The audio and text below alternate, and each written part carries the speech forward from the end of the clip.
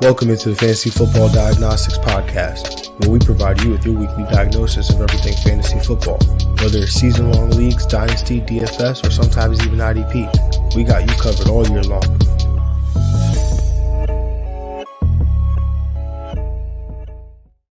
Let's get to it. Welcome into the Fantasy Football Diagnostics Podcast. What's good, everybody? Been a while since we've been on the feed, since we've had any content out here, but if you hear my voice, what that means that we are getting a cooking. I mean, we've been cooking. Just had to find a time to get on here and talk to you guys, but most definitely, please believe that the feed will be jumping. We will get content rolling out. I'm working on getting some guests on here as well, so we can talk about everything that's transpired since we last spoke in February, or I guess January rather. But yeah, I mean, I'm excited. I mean, a lot of stuff has already happened. We've had a bunch of NFL coaching changes. We've had free agency. So we've seen teams swap, we've seen players swap teams. We've seen teams trade players. We've seen some teams move up in the NFL draft. There's rumors going all over the place about people, where prospects might go. So I figured, why not today take this opportunity with the NFL draft slated to kick off tomorrow, Thursday at 8 p.m. to kind of just sit here and talk 20, 30 minutes about some of these prospects here.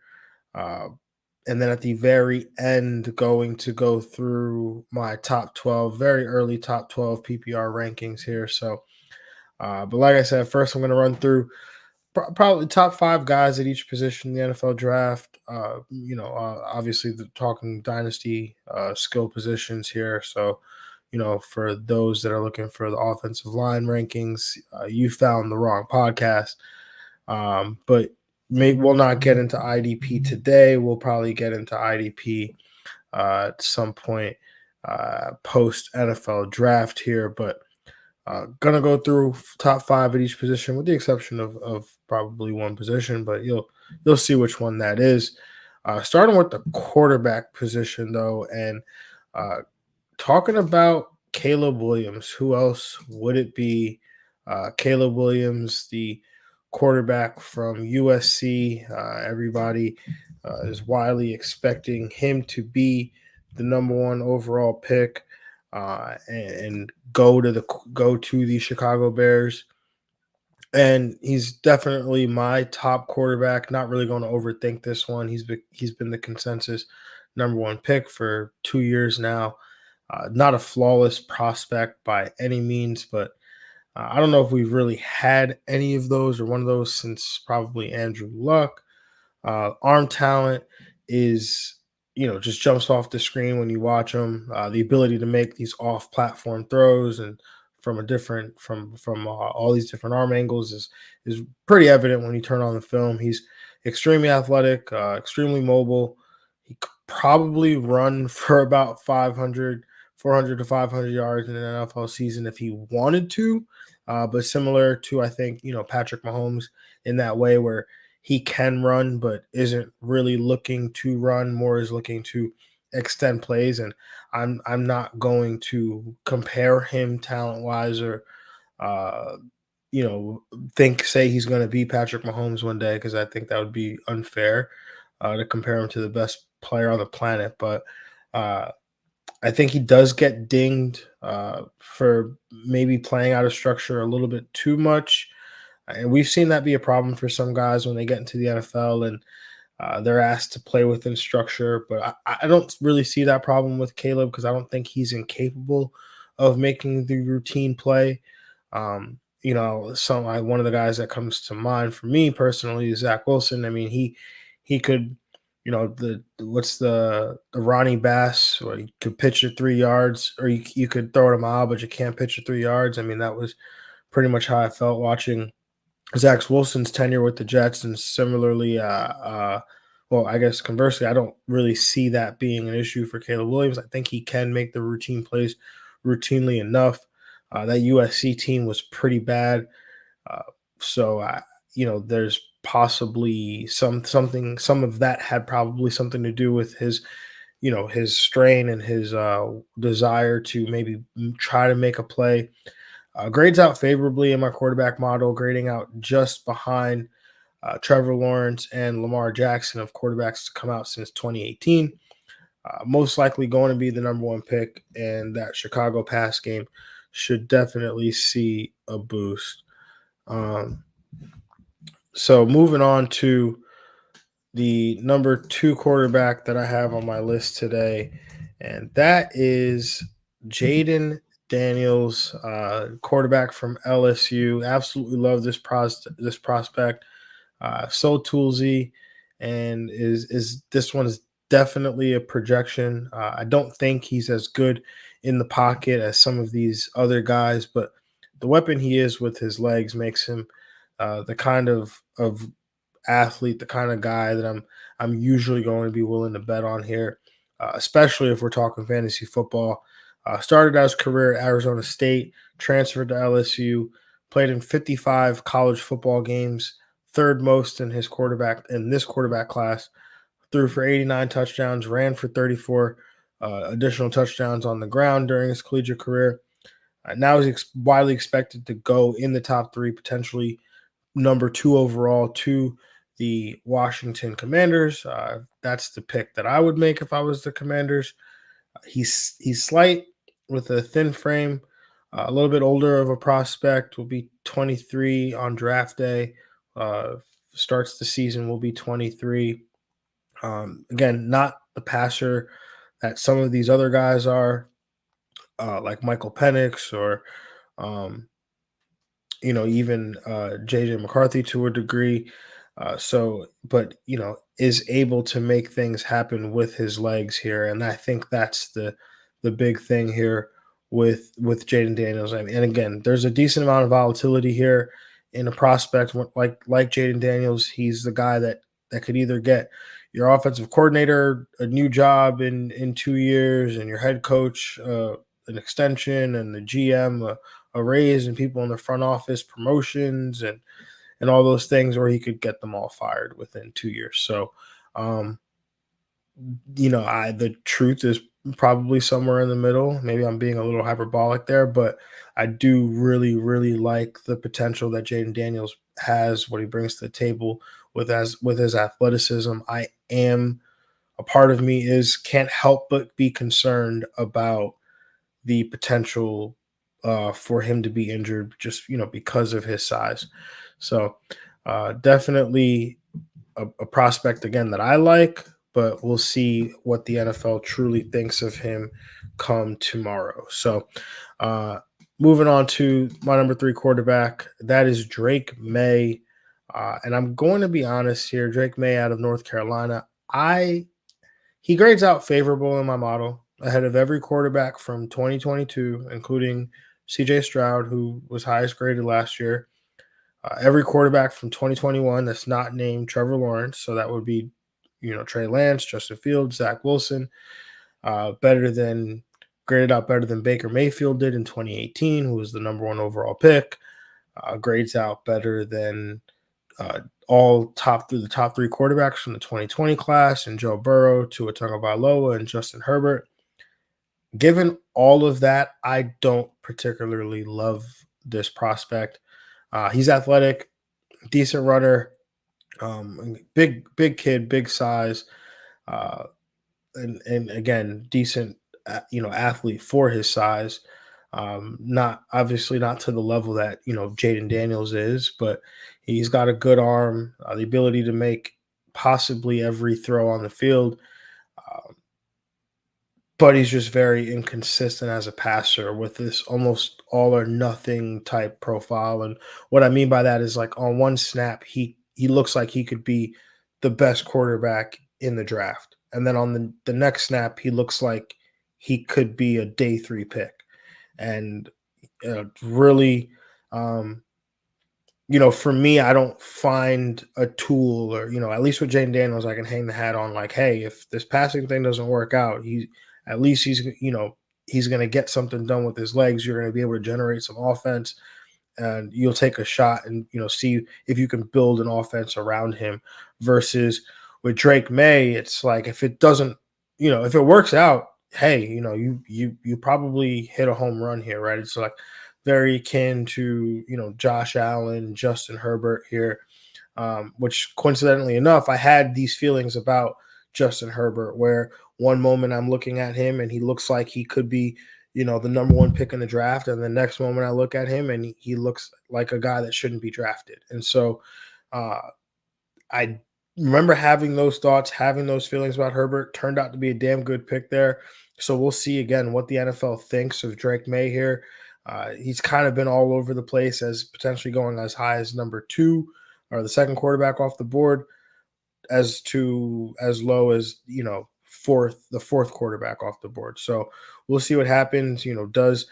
Does Washington, have they been smoke screening us this whole time? Will they go with the Drake May at 2 overall? Will New England take Drake May if he's there? Will Minnesota trade up to 3 to take him? Will the Giants take him if he's there at 6? So there's all these different things that could happen, these different scenarios that could play out, especially when it comes to the quarterback position, because all it takes is one NFL team to convince themselves that one of these guys is their franchise quarterback, and that's literally all it takes. So Drake May, we'll see what happens. Best of luck to him. I hope it works out. I really do. But again, I just, not really in love with the prospect here. Moving on to my quarterback 4, and that is going to be J.J. McCarthy, the kid out of Michigan. Won a national title here with Michigan. Grades out as an above average quarterback in my prospect model. So to me, that's good news, at least, assuming he's going to be a first round pick here. But a lot has been made of his role on this Michigan team last year that, again, like I said, won that national title. A lot of people feel as if that team was dominant and that he was more of a game manager and not asked to win that game or play from behind or lead his team to victory. But there's the more I watch JJ McCarthy, the more I actually start to like him, right? I think what I like most about him is how comfortable he looks playing the quarterback position, which sounds really simple, but a lot of guys, we see a lot of young guys, especially come into the league, and um, you know, they're not comfortable being asked to do certain things, right? So when I watch JJ, he's able to play within a pocket. He's able to navigate a muddy one, knows when to extend the plays, and what I mean by that is a lot of times young quarterbacks they might have a clean pocket and they're reacting to color and are trying to evade pressure that necessarily isn't there, and they might end up running themselves into a sack. And a lot of times, or not, JJ doesn't do that, right? He's able to stay within a pocket, and if you give him the time, he'll sit in it if you allow him to. But he will step up if he has to, if he feels pressure getting up on his upfield. He's going to step up. He's going to step into the pocket and still eyes downfield, looking for a passing lane. If it gets flushed out the pocket, he'll roll out. He'll get on the move. But the whole time, the two things I love: number one, both hands are on that football. So that means that when people are chasing him, they're around. If he does get caught, does get sacked, he's protecting that football. He's less likely to fumble it versus if he just had one hand on it, like we see a lot of guys do. The second thing that I like is that his eyes, he remains a passer. He remains a passer until the last minute, where his body is, the last part of his body is no longer behind the line of scrimmage, and he's like, okay, I'm gonna take off and go now, right? Or he sees a lane, there's nothing downfield. It's a gotta have it situation, third and short, fourth and short. Hey, you know what? I'm just gonna go take this and go. He can also be a part of the run game as well. where he's got the ability to, if you want to include some quarterback run game, some read option, things like that, he's going to be able to bring that part, to help lift that part of your offense. So with JJ, I do like his mechanics. I think he does the little things very well. Like I said, the two hands on the ball, when evading pressure, maneuver in the pocket. Also has experience turning his back to the defense during play action, which a lot of guys in college football don't do today. And it just, to me, objectively looks like he focuses on playing with proper mechanics, snap in and snap out, which does help with his snap to snap consistency. So I do like JJ McCarthy a lot. I think ideally, if he ends up in Minnesota, that'd be big time for the Vikings and that pass offense. I mean, God bless Sam Darnold, but uh, that's we've seen that movie before. It's probably only going to last 4, 5, 6 weeks before I think we see whatever rookie Minnesota drafts getting some playing time there. So uh, yeah, man, we'll see what happens with JJ McCarthy. Is probably the most interesting, intriguing prospect in the draft because he could go as high as 3 to New England. I don't, it's two out of the question. I don't know, but could go as high as 3 to New England, but could also not be drafted, in the the top 20. So I'm curious to see how it plays out, but we shall see. Moving on to my QB5 in the draft, and that will be Michael Penix. And this was close here, but it came down between Penix and Bo Nix, but I gave the slight edge here to Penix. Lefty is a true pocket passer, can spray the ball all over the field, but especially down the field. Played in the very explosive Washington offense with Roma Dunze and Jalen Polk. I think the concerns with Penix are his age and his injury history. Otherwise, we might be talking about him as possibly a top 3 player at the position. Now, the combine isn't a true measure of a player's ability, especially not the quarterback. But what I observed watching the NFL combine was that it was evident that Penix was on a different level than some of these other guys that he was competing against, especially specifically in his group. Those are the quarterbacks in terms of his accuracy. You could tell there was a distinct difference now again, all these things are equal. All these guys are throwing to guys that they've probably never thrown to before with routes on air in a controlled environment in front of the whole NFL world, and they're probably nervous and all these other different variables that are taking place, right? But uh, Penix would go, they'd throw an out route or something, and the ball would be right on the money. Then the next guy would come, and it just doesn't look as good, right? There's a distinct difference when Michael Penix is making that throw versus when the next guy would come up and make that throw, and you see that on the field as well. The other thing I thought was interesting, and you know he's suffered some knee injuries, so probably has something to do with it, but only ran for about 200 and I think 45 yards, his entire college career. But then at his pro day, blasted off with like a 4.4 40-yard dash there. Now, granted, it's a pro day time, so um, how much stock do you put into that? That part I don't really care necessarily. It's just like if you told me Michael Penix could break like 4.8 or 4.7, I probably wouldn't have believed you.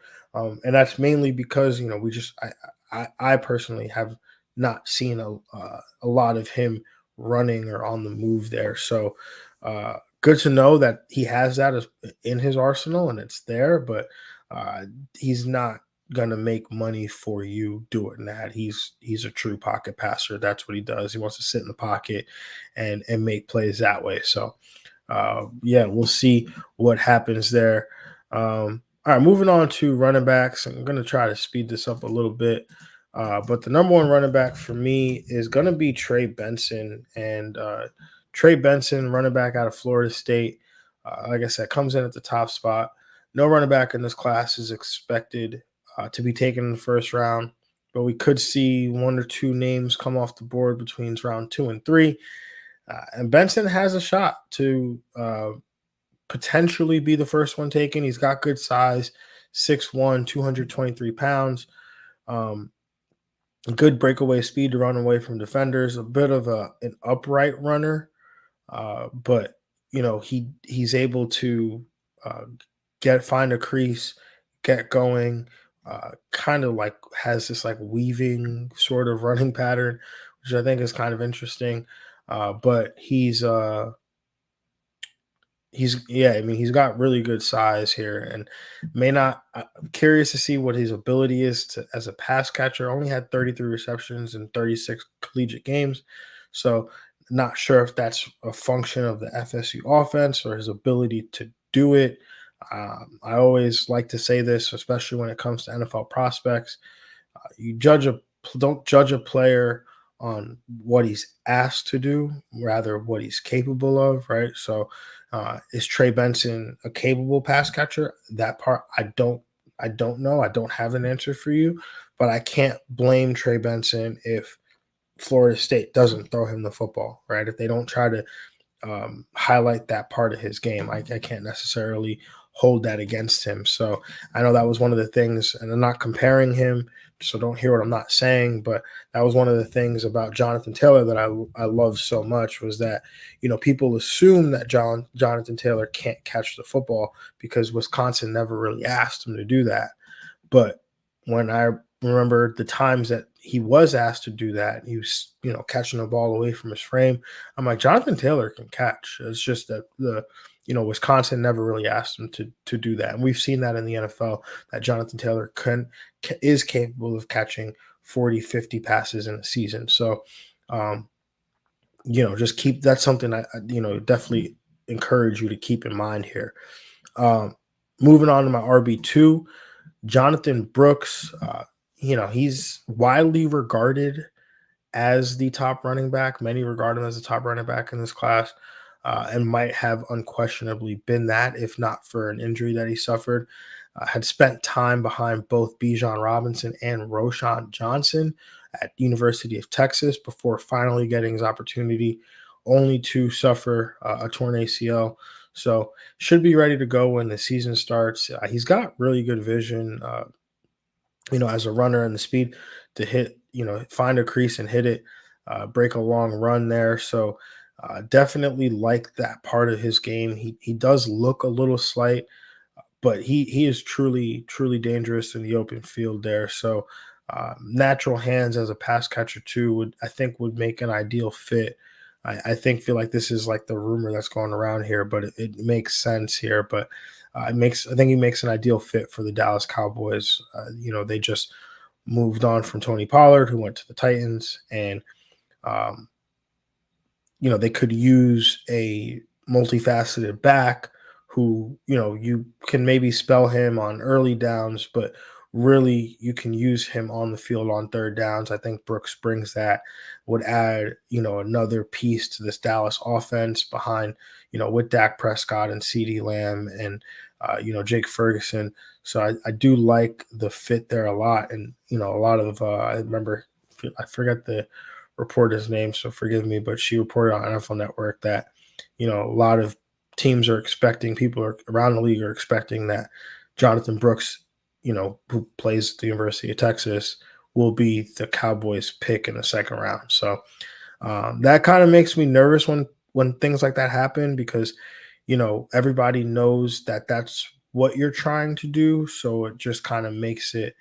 easier for teams to jump ahead of you, especially at running back, because teams are, especially if you're sitting picking, depending on where you're picking in the second round, teams, are willing to kind of sit there and wait.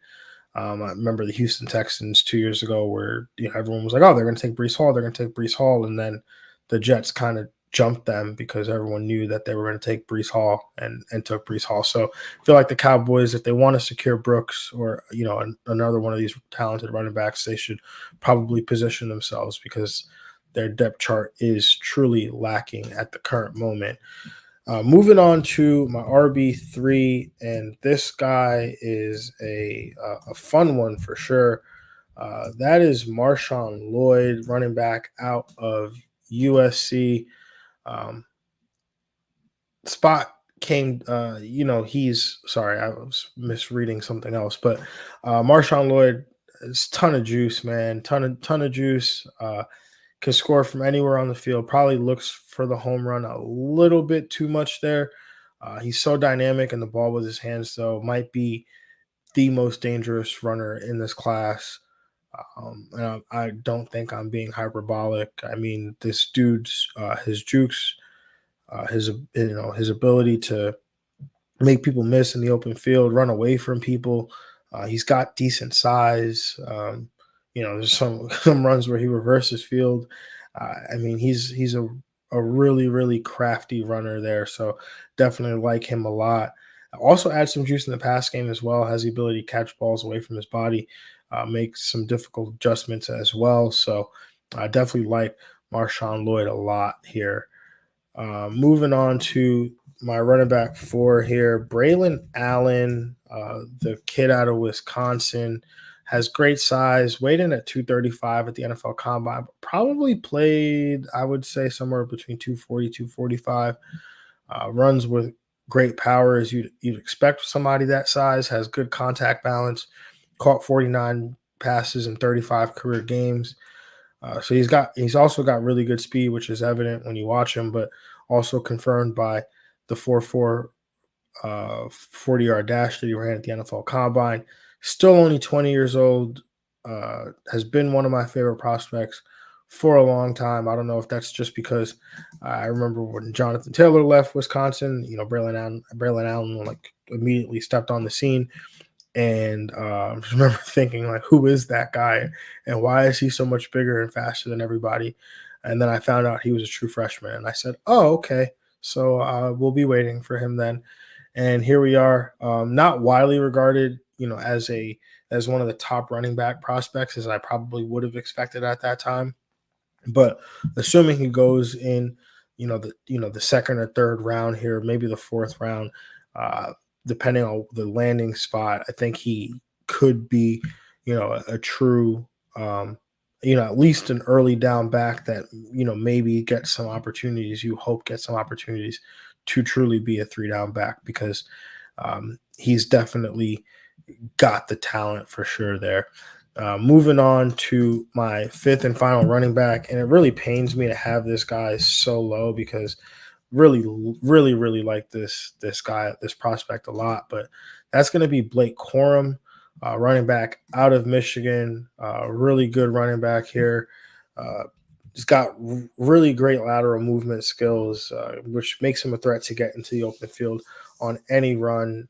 Just makes people look foolish in the hole there.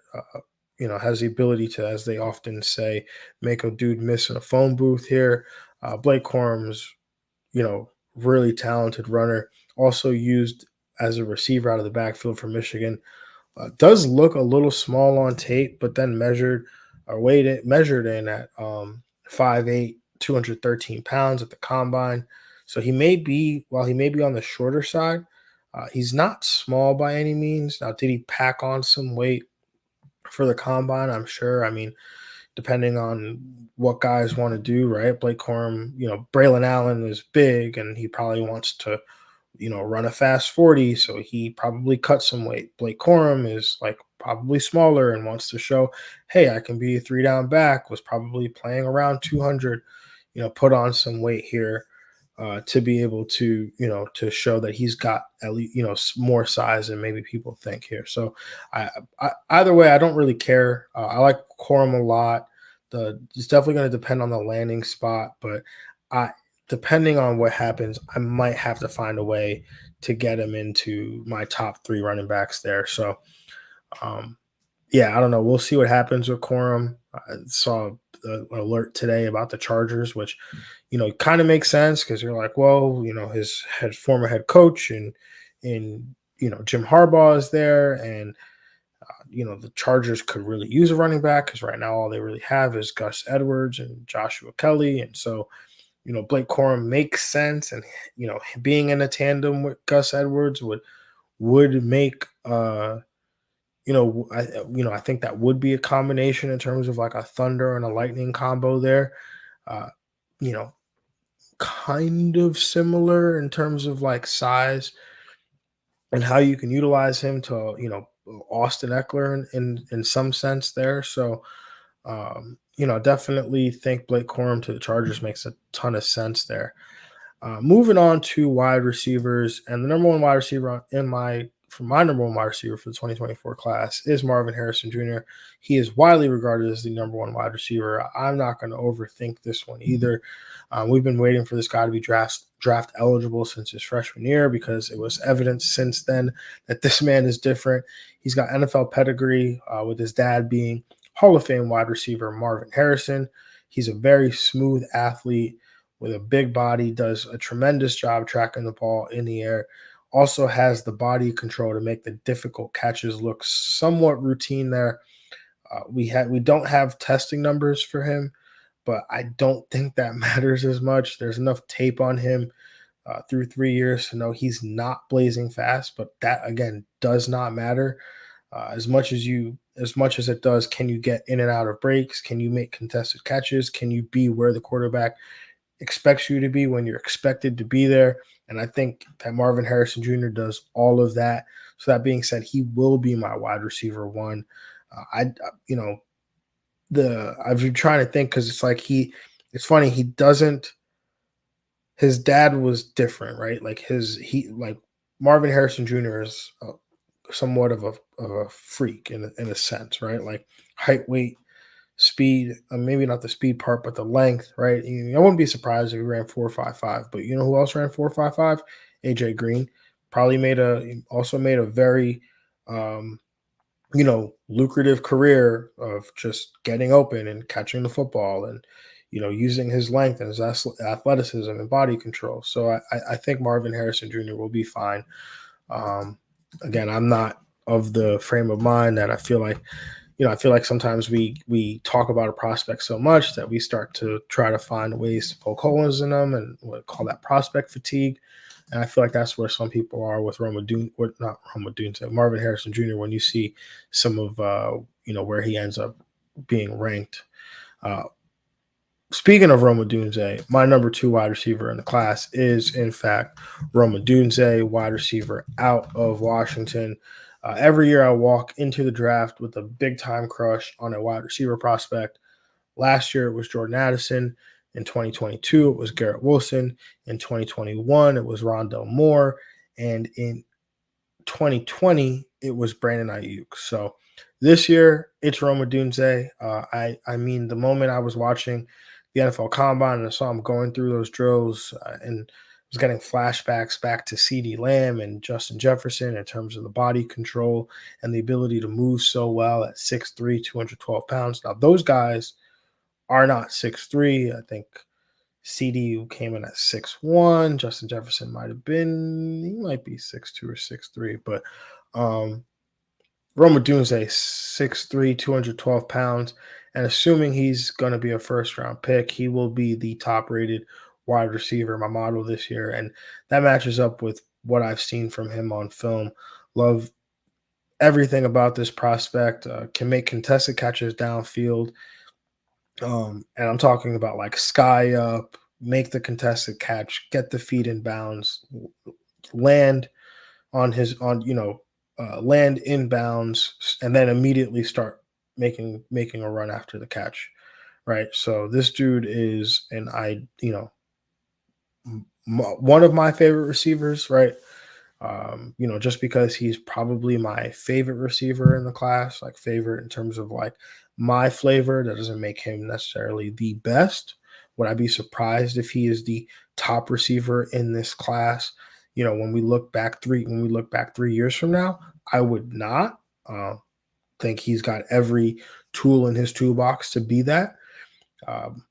Now, a little selfishly, I want him to end up a New York Jet. I am a Jets fan, obviously. So, um, you know, 10 to the Jets, just saying. Rome Odunze, opposite Garrett Wilson. Sounds pretty good to me. But we'll see how that goes and how it breaks down. I know that there's talk of him, going to the Bears at 9, and while I get that, that one just doesn't fully stick with me. I mean, it's like, yeah, that looks great, like on paper and fantasy or on Madden, but like you're building an NFL football team. Can you really go in there and draft Rome Odunze?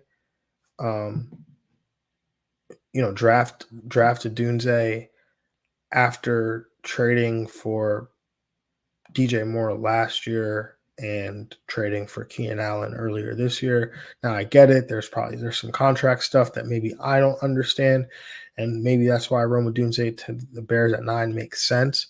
It just seems like it doesn't seem like the best way to use all your resources, if you ask me. But it's just me. He could go to assuming the assuming Marvin Harrison Jr. goes forward to the Cardinals. I could see a world where Dunze, if he is the second wide receiver off the board, goes to, let's say, the Giants, maybe potentially there. So, again, it really comes down to which team has who as their number 2 receiver, right? Because we could all think it's Neighbors, but all it takes is one team to say, we like a Dunze more, and then Neighbors could end up still going in the top 10 there. So we will see what happens. Speaking of Malik Neighbors, he is my wide receiver 3. And now let me say this, because the world is what the world is today. And so when I say I like Rome Odunze more than Malik Neighbors, people might hear that as I don't like Malik Neighbors. That is not true. I love the prospect, the player. I think he's great. As I often say, wide receiver is a flavor position, and I tend to prefer these bigger, larger guys that are really fluid in their movement skills and have the ability to not just play big, but make those explosive plays down the field. Neighbors is an explosive play waiting to happen at all moments, has the ability to score from anywhere on the field, talking down the field, catching a slant, taking it to the crib, an end around, a throw to the flat. I mean, he's got so much juice. So don't hear what I'm not saying in that regard. Explosive athlete, ran 4.4 at his pro day, jumped 42 inches there too, has the ability to go up and get the football. He understands how to run routes, how to set guys up. An absolute dangerous in the open field. Think he's going to be an absolute stud. And I think, assuming that the Giants take him, they will be happy to have him. And then moving on to my wide receiver 5, someone that Malik Neighbors knows very well. That would be Brian Thomas Jr., wide receiver out of LSU. Look at that, back-to-back LSU Tigers. Now, my biggest deterrent from liking Thomas more than I do is how much I love Terrace Marshall, formerly of LSU. I'm only half kidding there. Thomas is a long athlete, 6'3", 209. I really do feel like that was Terrace Marshall's measurables. So I'm going to actually look that up, because it's kind of spooky if that is the case. But 6'2". Okay, we were close. You're like 6'2", 205. Okay, very, very, very close in terms of measurables there. But 6'3", 209. He's got speed to burn. Having ran 4.5, 4.33 at the NFL Combine. Has the length and ability to make catches outside of his frame. I do, however, wish that he would go up and attack the ball more in certain situations, considering his size, his length, his leaping ability. Seem to be used predominantly as a deep threat. So I wonder, what is his ability to work the short intermediate areas of the field. I do think he'd probably be best utilized as a number 2, as opposed to being the guy. I look at a spot like Jacksonville where they could use a wide receiver opposite Christian Kirk. opposite Gabe Davis. So I do like that one there a lot. Did I say Brian Thomas was my wide receiver 5? Because he's my wide receiver 4. So sorry if I misspoke earlier. But yeah, I think Brian Thomas to Jacksonville would make a ton of sense there. Moving on to my wide receiver 5, and that will be the fastest man at the NFL Combine, Xavier Worthy, who basically broke the internet after running a 4.21 at the NFL Combine. People immediately assumed he would be overdrafted because of this. I'll even admit I was skeptical at first when I didn't know if, because I hadn't seen much of Xavier Worthy at that point. I didn't know if I was gonna put the film on and see a fast guy playing football. But I didn't see a fast guy who happens to be playing football. What I saw was a football player who has elite level speed, and there's truly a difference in that. He looks natural with the ball in his hands. Uh, and and you could see this when he's returning punts, right? I think he's weaving through traffic, looking for creases. I mean, if you've played football, I've played football, and I've played with fast guys. I'm talking about like guys that were recruited from our high school track team to come play high school football. Um, and those guys, it's different, right? That speed doesn't show up when they're playing, right? There's too much, movement and jerking and cutting, all these different things.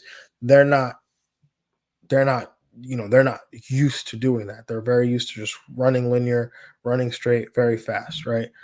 Xavier Worthy is not that, right?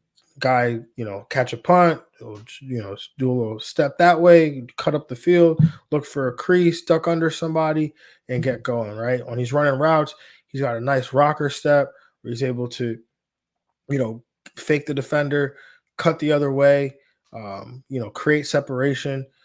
He gets so much cushion because guys are afraid that he's just gonna run by them. That he gets so much cushion that running an out, running a curl, that's very easy for him, right? He doesn't have much resistance running those routes. Now it's gonna be a little bit different at the NFL where you're gonna see guys that are faster, that maybe don't run 4.21, but they 4.4 guys, 4.3 guys. And the other thing is that they're going to challenge you, right? They're going to come up, they're going to see, how do you handle press coverage?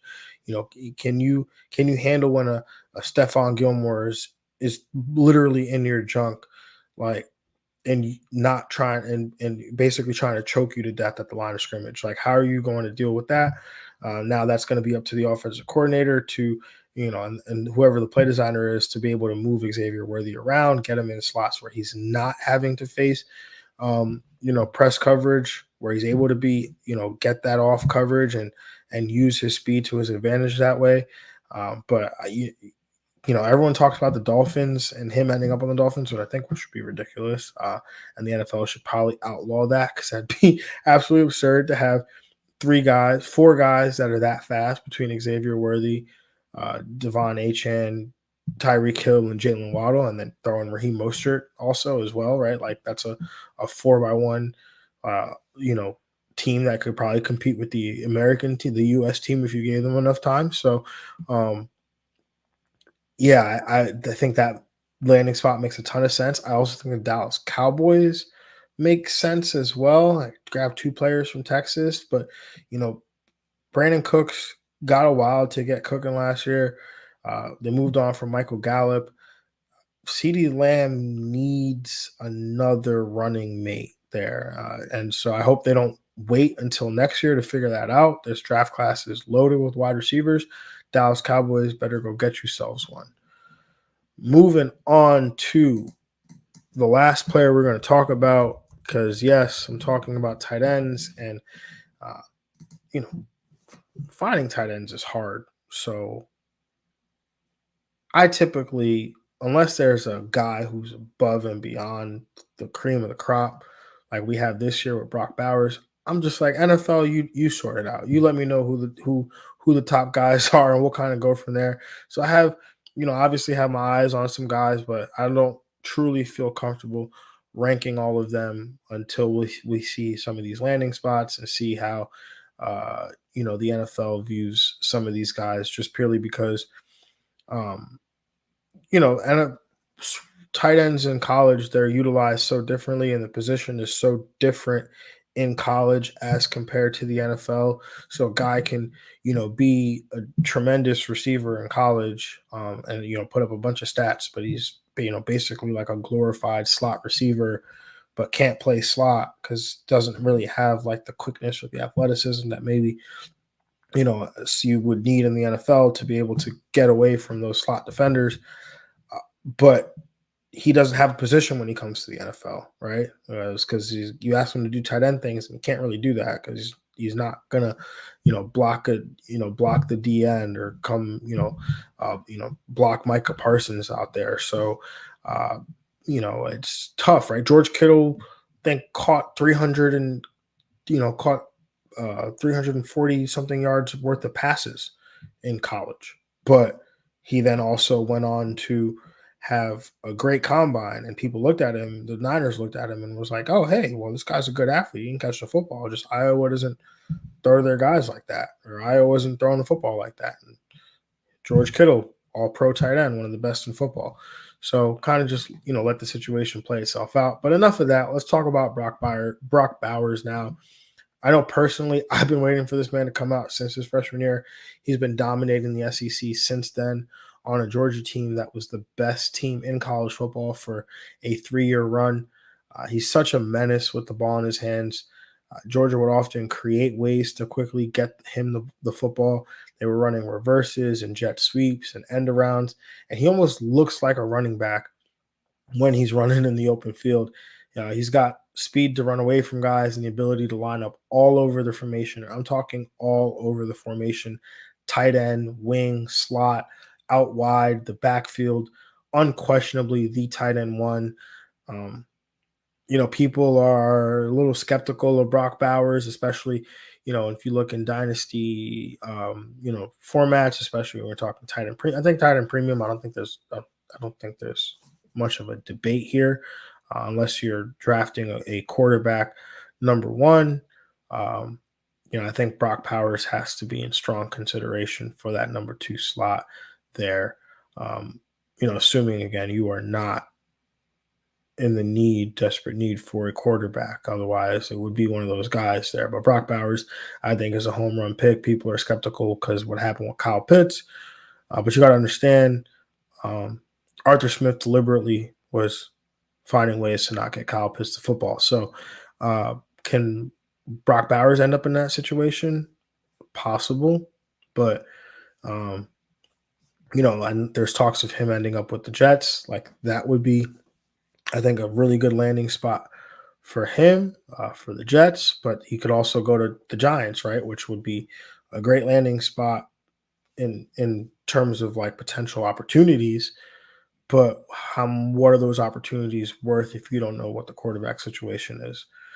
Could Daniel Jones, Tommy DeVito, actually no, who's Drew Lock's over there. So yeah, Drew Lock throwing passes to Brock Bowers. I ain't got too excited about that.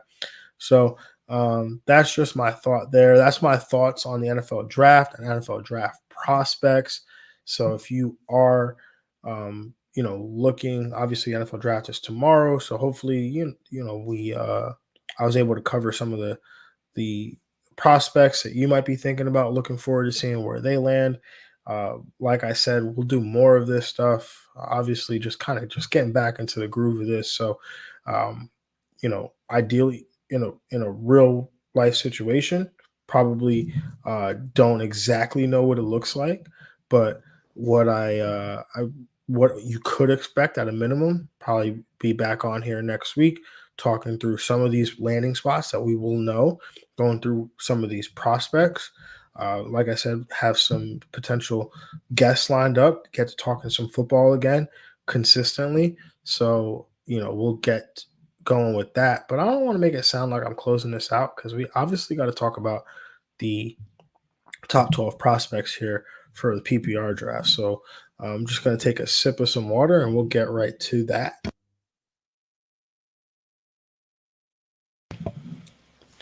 So, top 12 PPR rankings for 2024.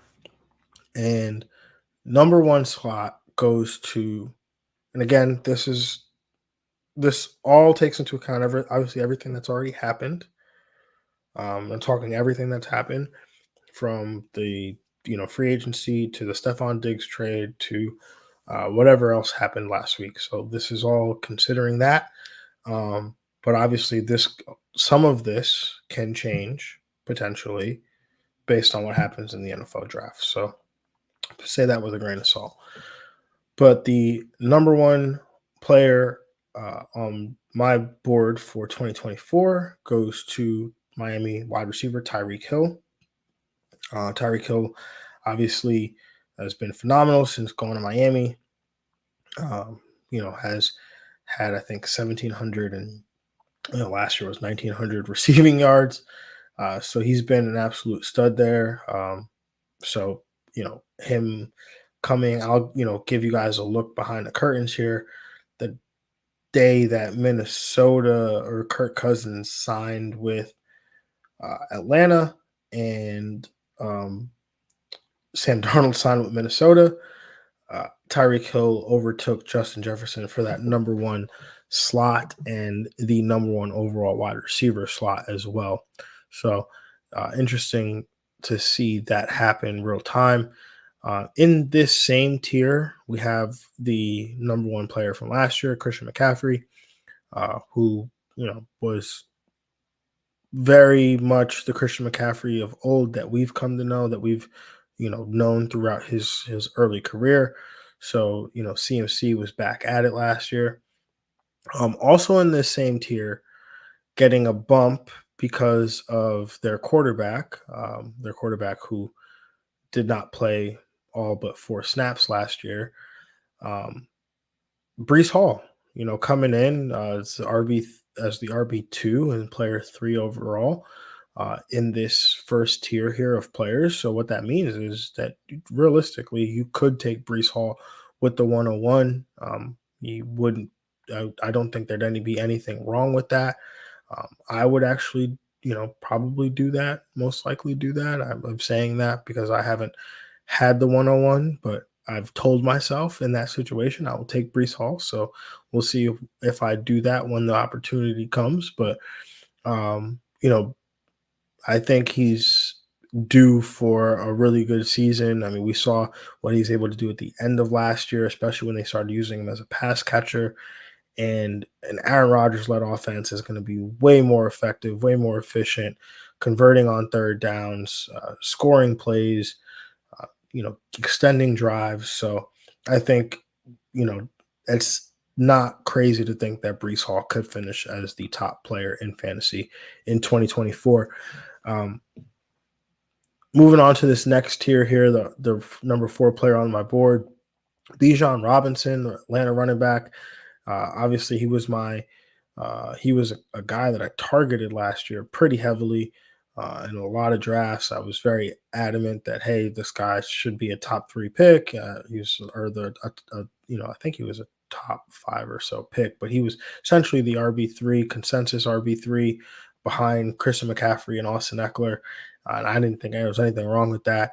Um, Obviously, that burned us in a big way last year as he did not finish close to that. But he is my RB3 again this year, this time behind McCaffrey and Brees Hall. And I think that, with this Kirk Cousins led offense, with this new play caller in Zach Robinson, that there's a possibility here that Bijan can really take off and show what we expected him to show last year. My moving on to my 5th player, that would be Justin Jefferson. Jefferson does get the quarterback downgrade, so he ends up dropping from my number 1 overall player to my number 5 overall player. Is my wide receiver 2 overall. And again, curious to see what happens here with Minnesota and the quarterback situation. But as I love with tier drafting, right? Tier drafting meaning, we value all these guys. The ranking doesn't really matter within a tier, but all of these guys, in theory, are the same caliber of player. So you don't have to be like, oh, well, it says I have Bijan Robinson ahead of Justin Jefferson, so I have to take Bijan Robinson. I can't take Justin Jefferson. We're like, no, they're in the same tier, so you can take either one of the guys that you want here. Now, I say that to say there are three other wide receivers in this tier for me. So in tier 2. So Justin Jefferson doesn't have to be your wide receiver choice. CeeDee Lamb comes in as my 6th overall player, wide receiver 3. I would very well like to take him ahead of Justin Jefferson if given the opportunity there. CeeDee Lamb, absolutely phenomenal year last year, killed it down the stretch, was probably on a handful of winning teams last year with his performance down that back half of the season, especially as Dak was taking off there in that back half of the year. So definitely love CeeDee Lamb for 2024. Wide receiver 4 and the 7th overall player for me, Amon-Ra St. Brown, who got paid today. Obviously, not much needs to be said there. Jared Goff coming back in the fold. Not like, well, CeeDee Lamb has Dak, but Justin Jefferson doesn't have Kirk Cousins. So, again, it's another, feather in Amon-Ra St. Brown's cap there. But Amon-Ra St. Brown, phenomenal through his first 3 seasons in the NFL, has been, everything that you would want from, a wide receiver in Dynasty. I mean, he was a 4th-round pick in the NFL. So to have turned himself into what he's turned himself into is phenomenal here. But definitely love to see him, be in this top 7 here because I think he's a great player. Coming in at 8, got Jamar Chase. Coming as the wide receiver 5, last player in this tier. Chase was dealing with, a bunch of stuff last year between, can't recall if he had dealt with some injuries, but obviously Joe Burrow was dealing with injuries in and out of the lineup. T. Higgins was also dealing with some injuries. So, Chase was kind of operating in this offense without a lot of help here.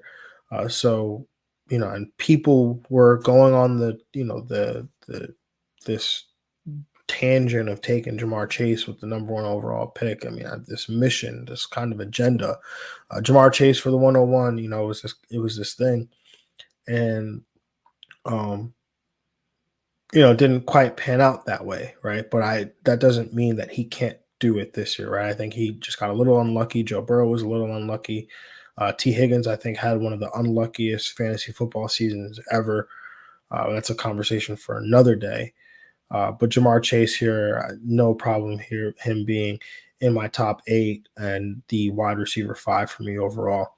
Moving on to the next tier and rounding out this top 12 here, Jonathan Taylor comes in at 9. Obviously, you guys all know how I feel about Jonathan Taylor. Don't have to go into much further detail other than that he's great.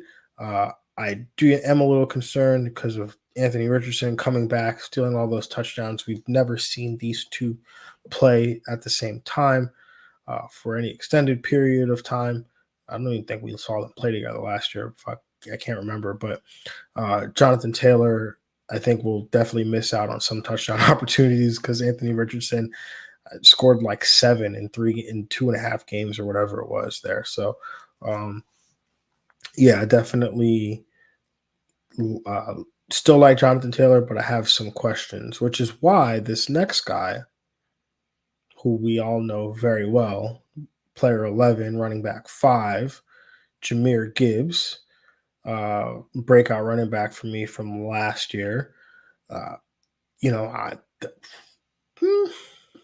remember I was on Sirius XM before this season, before the NFL playoffs, and I remember telling Bob Harris. Actually, it wasn't Sirius XM. I was on the Football Diehards podcast. I remember telling Bob Harris, "Hey man, I would have some serious questions between who I prefer, Jahmyr Gibbs and Breece Hall." And Bob was very adamant that he would take Breece Hall, and now I see why as I've done my rankings and projections here.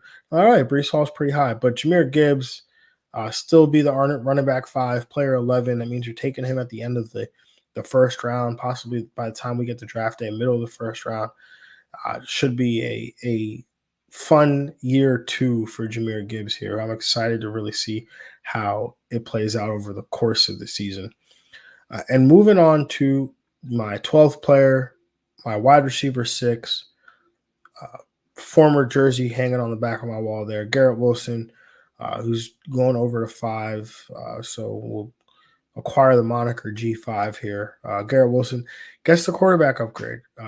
It's kind of baked into his price. Aaron Rodgers,